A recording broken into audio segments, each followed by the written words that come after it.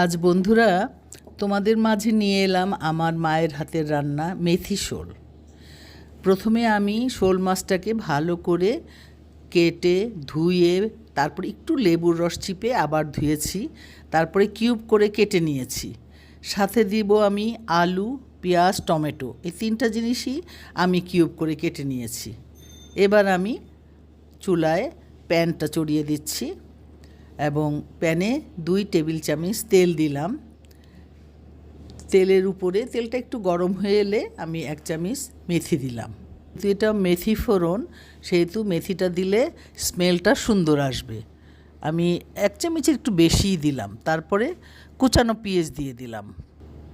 পেঁয়াজটা একটু ভাজা ভাজা করব এবং সেই সাথে দিয়ে দিলাম 1 চামচ আদা বাটা, 1 চামচ রসুন বাটা, 1 চামচ হলুদের গুঁড়া, 1 চামচ মরিচের গুঁড়া, 1 চামচ ধনিয়া, 1 চামচ জিরা গুঁড়া। এবার মশলাটার একটু পানি দিয়ে আমি মশলাটাকে সুন্দর করে কষিয়ে নিচ্ছি। মশলা কষাতে কষাতেই আমি টমেটোগুলো দিয়ে দিলাম। এবার একটু লবণ দিয়ে দিচ্ছি, স্বাদ মতো লবণ, পরে লাগলে আবার দিব। এখন আমি স্বাদ মতো লবণ দিয়ে এটাকে মশলাকে সুন্দর করে কষিয়ে নিলাম। নিয়ে আমি এখন শোল মাছটা দিয়ে দিচ্ছি। শোল মাছটা সুন্দর করে কষানো হোক, কারণ এই শোল মাছের গন্ধটা মেথির জন্য ঢাকা পড়ে যাবে, অপূর্ব লাগবে এই মেথির সেন্টটা। মাছটাকে সুন্দর করে কষিয়ে আমি তুলে রাখব। লবণটা ঠিক আছে দেখে নিলাম। এবার মাছটাকে তুলে রাখছি, নয়তো মাছটা আবার গলে যাবে। এখন আমি কিউব করে কাটা আলুগুলো দিয়ে দিচ্ছি।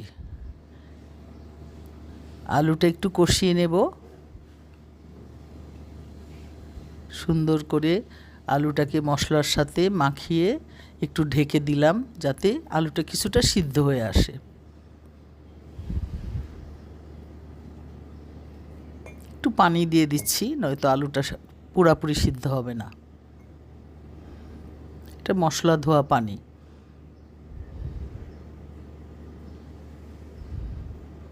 আলুটা কিছুটা সিদ্ধ হয়ে এসেছে, এখন আমি মাছটা মিশিয়ে দিলাম।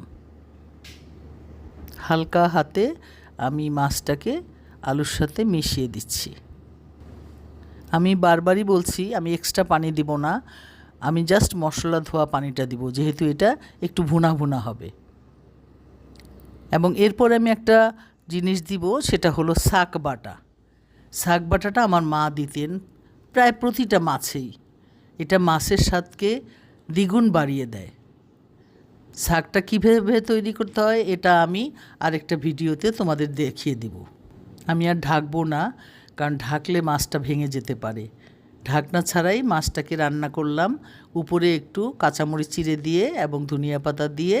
এইবার আমি জালটা কমিয়ে একটু তেল ভেসে আসলে আমি নামিয়ে ফেলছি। হয়ে গেল আমার মেথি শোল রান্না। বন্ধুরা, ভিডিওটি কেমন লাগলো?